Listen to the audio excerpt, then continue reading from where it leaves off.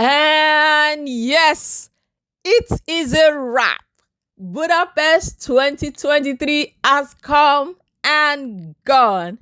The World Athletics Championship definitely came with its numerous unforgettable memories. Track and field events like never before. We saw people, athletes come out to break records and set new ones. We saw some dramas, we saw a lot of things that gave us that aha moment. So I would say once again, well done to Team Nigeria. Everyone came out and they gave their best. Even though we didn't come back with a medal, I would definitely like to pick out 7 athletes that stood out for me. I believe 1 or 2 things about them made them super fantastic.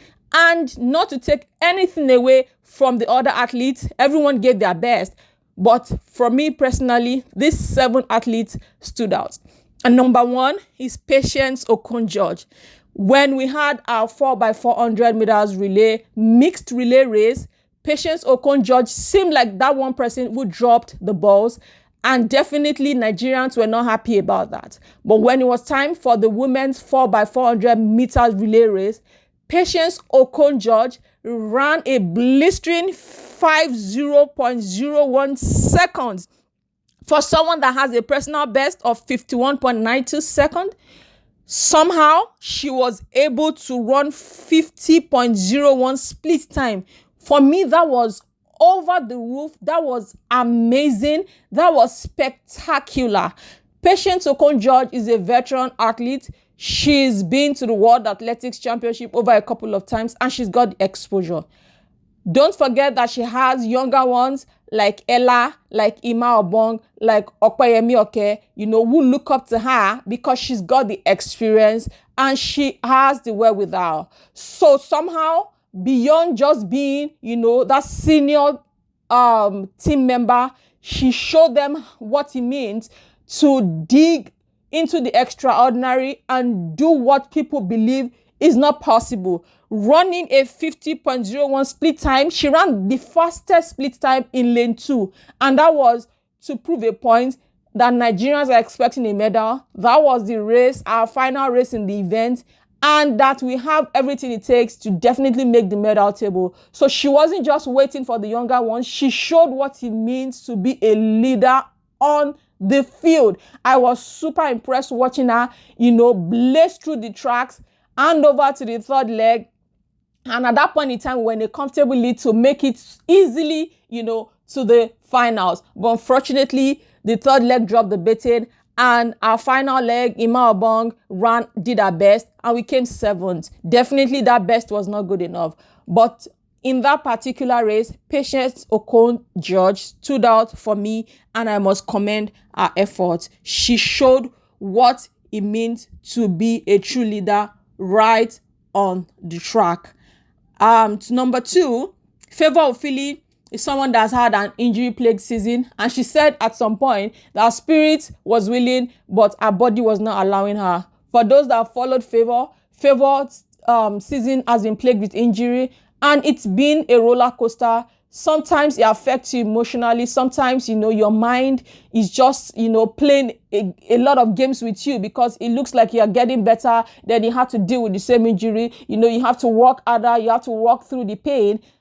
Not forgetting that you had to make your country proud. So she showed up. Some would have backed out. She showed up. She made it through the heats and into the semifinals. We know she has a personal best of 21.96 seconds, but she could only manage a 22.66 to qualify for the semifinals. But regardless, I will still give Favour Ofili her flowers. She's been very consistent for Nigeria. And to show up despite, the injury, to come, make motherland proud, I would say kudos to Favour Ofili. We can only wish you a fantastic season, going forward. We believe in your journey. We believe in your abilities. And we can just hope that you shake off this injury and you come back better and stronger favor.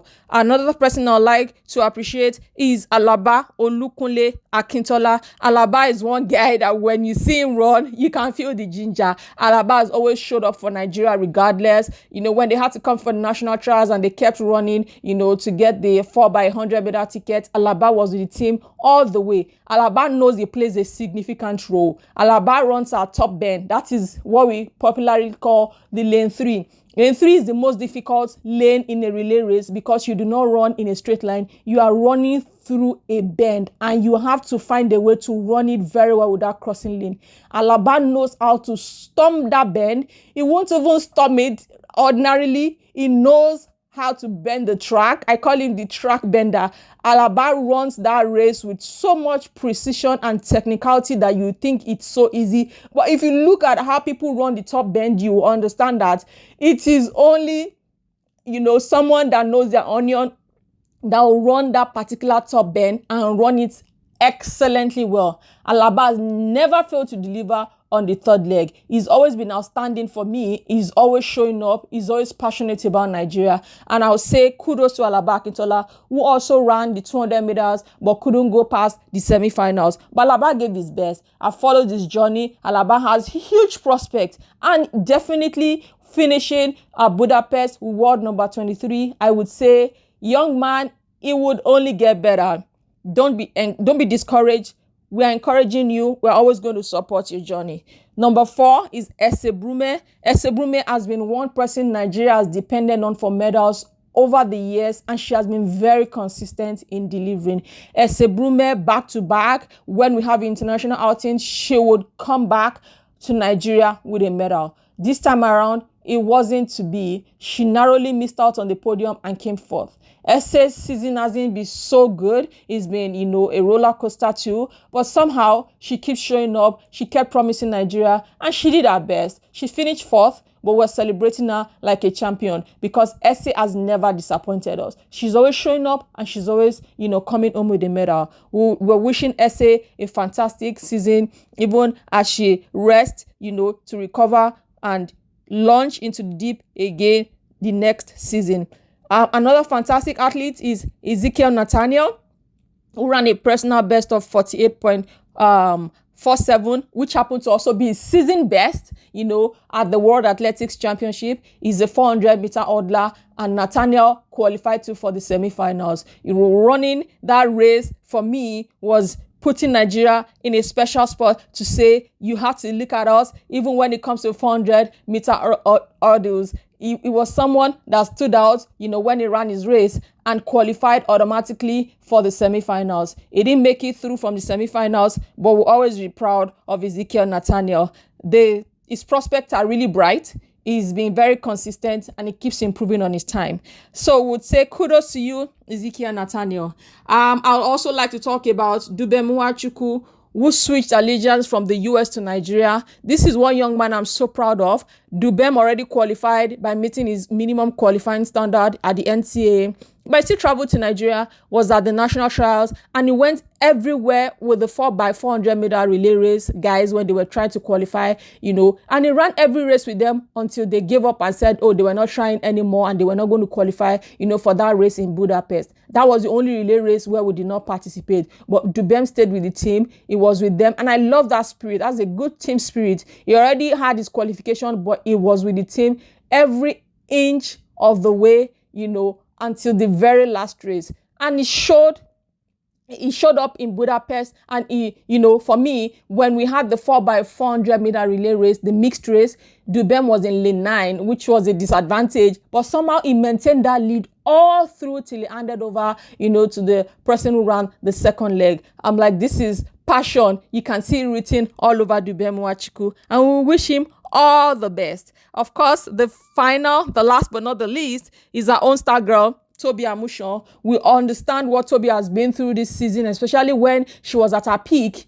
getting, better from her injury, and she was putting in the time, returning fantastic time. And, it was said categorically that she was well on track to defend her title in Budapest. Then somehow something happened and she was out of the tracks, only for her to show up or to be cleared like a day or two to the event. Definitely some were not even expecting her to run the heat race and come out of it unscarred.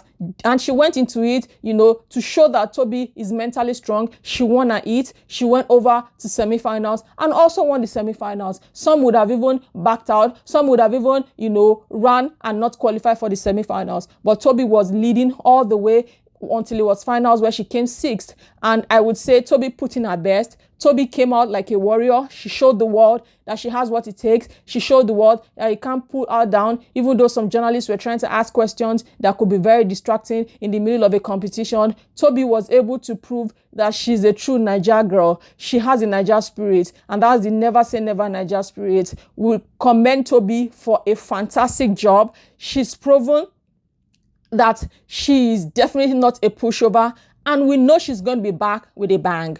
Our next race will be on the 16th to 17th of September, where she would have to defend a Diamond League title. She won it in 2021. She won it in 2022. And we are rooting for Toby to defend it a third record time. We believe that she has what it takes. She's definitely going to be in Oregon. That will be less than a month from today, where she would have to defend that Diamond League title. Don't forget that it was in Oregon that Toby set a world record of 12.12 seconds. Somehow that field favors Toby. There's something about that, that particular field or the track in Oregon that, favors Toby a lot. So I have no doubt that Toby will be back. She'll be stronger, she'll be better, and she'll defend a Diamond League title. We're going to have updates, before that particular event, so that people will be on hand to cheer Toby on and to encourage her.